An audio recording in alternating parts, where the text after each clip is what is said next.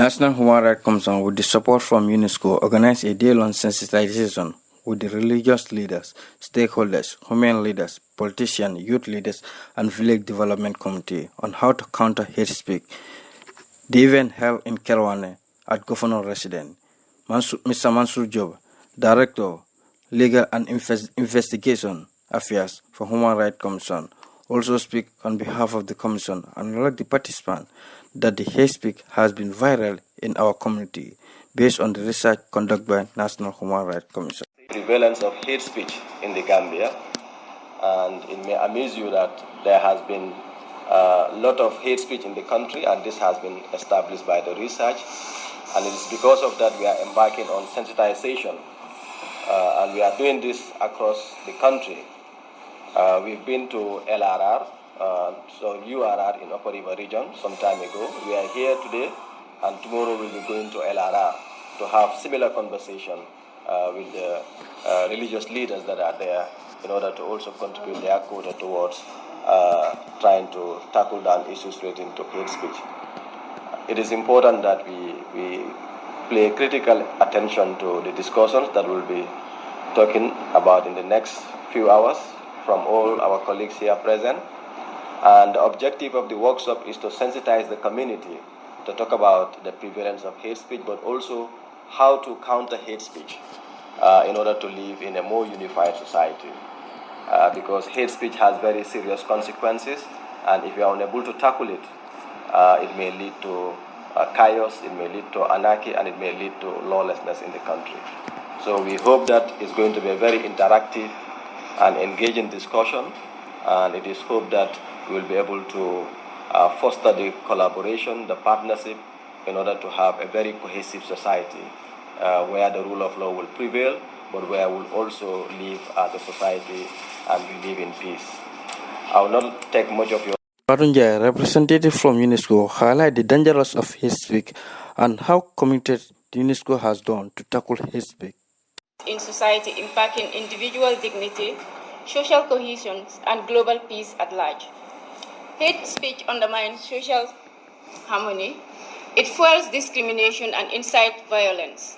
To counter its harmful effect, community sensitization play a vital role in sensitizing individuals about the dangers of hate speech and fostering mutual respect and understanding.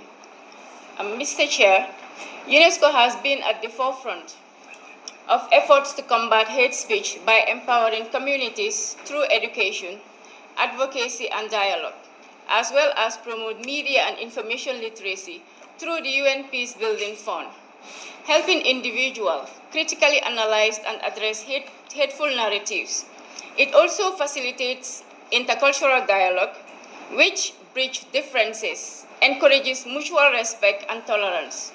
Additionally, through partnership with government, civil society, educators, and media outlets, UNESCO developed framework tools and resources that equip communities to identify and counter hate speech. For instance, UNESCO educational program provide guidelines on promoting tolerance and respect, enabling individuals to challenge hateful ideologies constructively.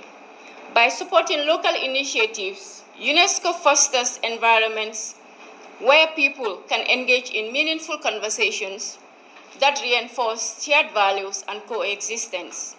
Its unwavering commitment contributes to building resilient societies that reject hate speech and embrace unity. Therefore, I commended the National Human Rights Commission in also advancing the continuum of this effort and further sensitizing communities on the impact of hate speech and hateful ideologies. On that note, I thank you all for your kind. Ibrahim Jammeh, admin officer and at governor office, and who also speak on behalf of the governor, acknowledge the importance of this dialogue, and also speak what hate speech can cause and where hate speech normally occur in our society. Today, at this very important dialogue on hate speech, which is being organized by the National Human Rights Commission of the Gambia, an institution that continues to be a beacon of rights and of shared values, dignity, justice, peace, and national unity. We live in a time when words once considered harmless can now become weapons, cutting deeper than any blade, wounding the souls of our communities, and threatening the fabrics of our nation. Hate speech is not a freedom of expression. Let me say that again. Hate speech is not a freedom of expression. It is a perversion of freedom. It incites violence. It promotes discrimination. It fans the flames of division and intolerance. And in societies like ours, where diversity is both a blessing and a reality, hate speech threatens peace, democracy, and development. From the mosque to the church, from the village bandaba to the urban waves, from the WhatsApp groups to the radio talk shows, the language we use matters. Words saves perceptions, and perceptions saves our attitudes. Our attitudes saves our actions. When words are used to demonize, dehumanize, or discredit others based on their tribe, their religion, gender, political affiliation, or origin, we begin to walk down a dangerous path. I have witnessed the strength of community, the power of tolerance, and the harmony of coexistence. But I have also seen how a simple careless statement, a malicious rumor, or a tribal slow can tear apart years of our true and hard-fought democracy. We must not wait until hate speech escalates into hate crimes. We must act now, as government, as civil society organizations, as citizens, to create a national culture of respect, empathy, and peaceful dialogue. Let us be clear. This is not about silencing the criticisms.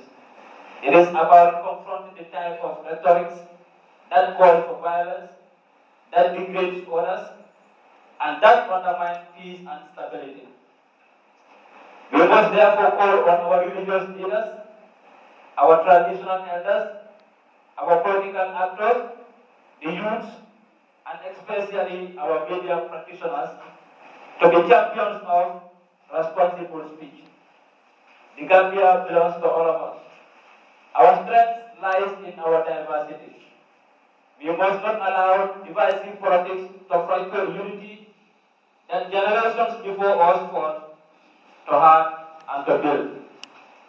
As we begin this important dialogue today, I want all of us to take this responsibility.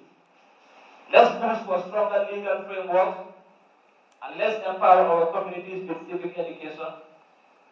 Let's equip our youth with digital literacy, and let us all become watchdogs, not of each other's weakness, but of the values that call us together. Let this event mark not just another conference, but the beginning of a nationwide commitment to end hate speech and build a culture of peace. That was Ibrahim Jame, the admin officer at Governor Office. The training week aimed the participants to get more knowledge about hate speech and also report back to their various community. Reporting for NBC Radio, I am Lamin Esconte.